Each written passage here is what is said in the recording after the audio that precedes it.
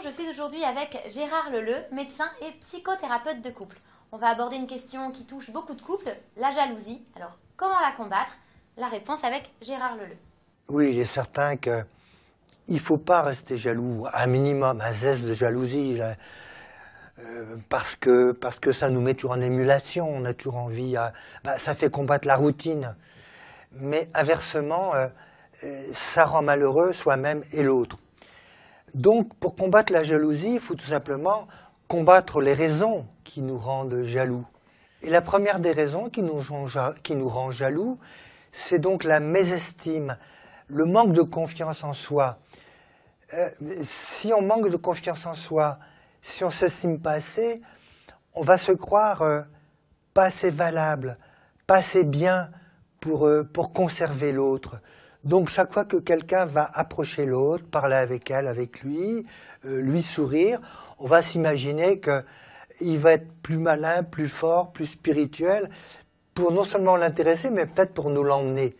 Donc il faut absolument vraiment qu'on se construise, qu'on réussisse à s'aimer, qu'on fasse un travail sur soi, en se disant on n'est pas nul, on est plein de qualités, donc se prouver, se persuader qu'on a des qualités, quitte à faire un travail sur soi avec un thérapeute, quitte à simplement se parler, s'estimer, faire la liste de nos propres qualités. Voilà donc premier traitement en quelque sorte de la jalousie trop importante qui rend malheureux. Alors la deuxième façon de ne plus être jaloux, c'est de maturer, de prendre conscience qu'on est adulte et de se dire, bon, il est normal pour un enfant d'1 an, 2 ans, 3 ans, d'avoir cette panique de l'abandon dès que notre mère nous donne pas assez de baisers, dès que notre mère, au lieu de nous câliner très longtemps en nous couchant, nous quitte rapidement pour retrouver le père ou des invités. Donc cette névrose d'abandon pouvait s'expliquer, sinon se justifier dans l'enfance, parce qu'un enfant abandonné, c'est un enfant perdu. Il n'a pas de ressort, il ne peut pas vivre seul, il ne peut pas vivre sans adulte. Mais lorsqu'on a 20, 30, 40 ou plus, il est certain que cette peur de l'abandon n'est pas justifiée, parce qu'en mettant les choses au pire, qu'on soit abandonné, on n'est pas un enfant de 2 ans, donc on pourra se battre, on peut donc survivre à l'abandon, on peut se débrouiller, subsister, se battre, retrouver un autre amour éventuellement. Donc on est indépendant, autonome et puissant, alors qu'on est impuissant dans l'enfance, là on est puissant. Donc c'est aussi une erreur de se croire abandonné.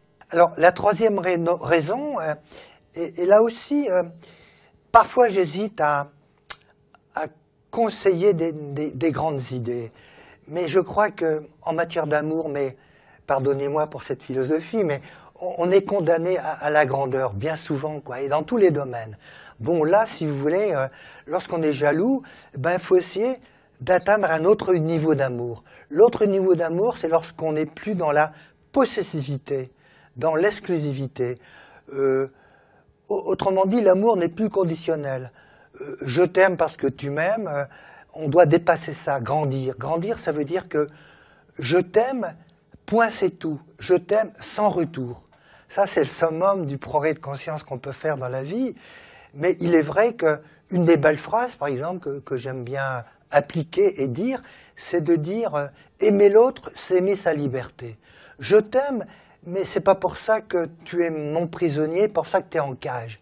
Alors bien sûr, il faut être costaud, hein, faut vraiment être confiant en soi, s'aimer, mais je crois que là c'est le summum de l'amour et pourquoi pas vous proposer d'être dans une forme de grandeur. De toute façon, c'est une grandeur aussi qui joue gagnant, parce que c'est jamais en mettant quelqu'un en cage que vous allez le conserver. La personne que vous mettez en cage n'aura qu'une idée, c'est de s'évader.